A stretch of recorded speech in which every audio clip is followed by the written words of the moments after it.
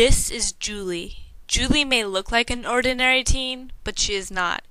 Julie is only 15 years old and has gradually become an alcoholic over the last year.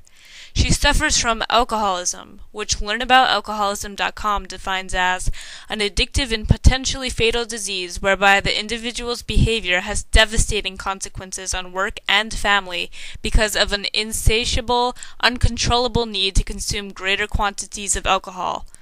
More simply, Julie has become addicted to ethanol, the colorless liquid found in all alcoholic beverages. It all began at Julie's first house party.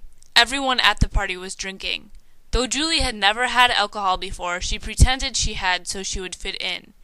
Julie is not alone.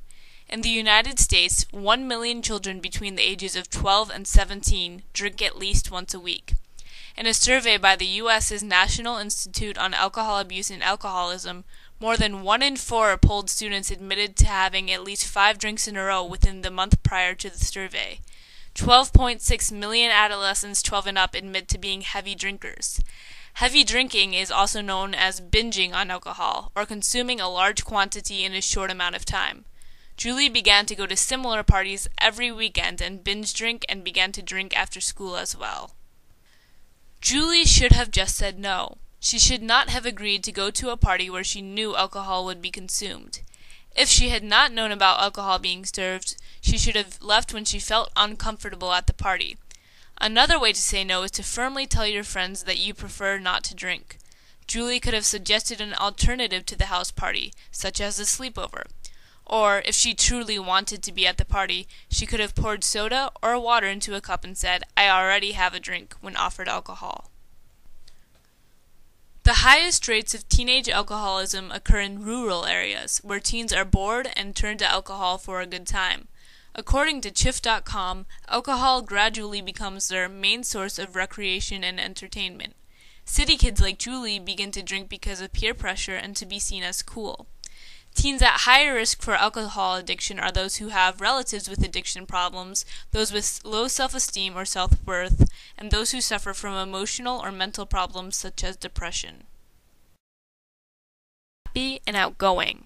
Now she's always tired, moody, and uninterested in activities she used to love. Her once high grades at school have dropped.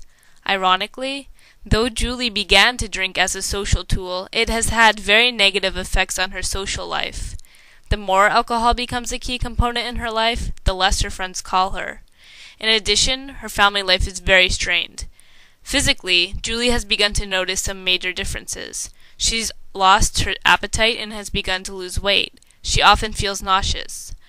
Julie has experienced several dangerous blackouts and memory loss. Her face and eyes are puffy and red. In the future, she might develop stomach ulcers, have insomnia, and begin to have delirium tremens, which includes hallucinations, tremors, and convulsions. Psychologically, Julie is a completely different person. She is more anxious and nervous and feels depressed. She has difficulty remembering things, a problem she has never had before. If her addiction goes untreated, she may begin to hallucinate and her current problems will grow. Today, most teens would wake up and go to school.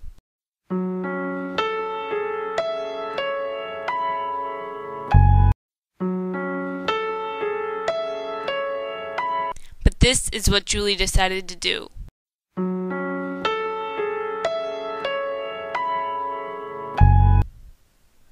And this is where she has ended up. The scariest part is that Julie could be anyone. Don't let yourself become Julie.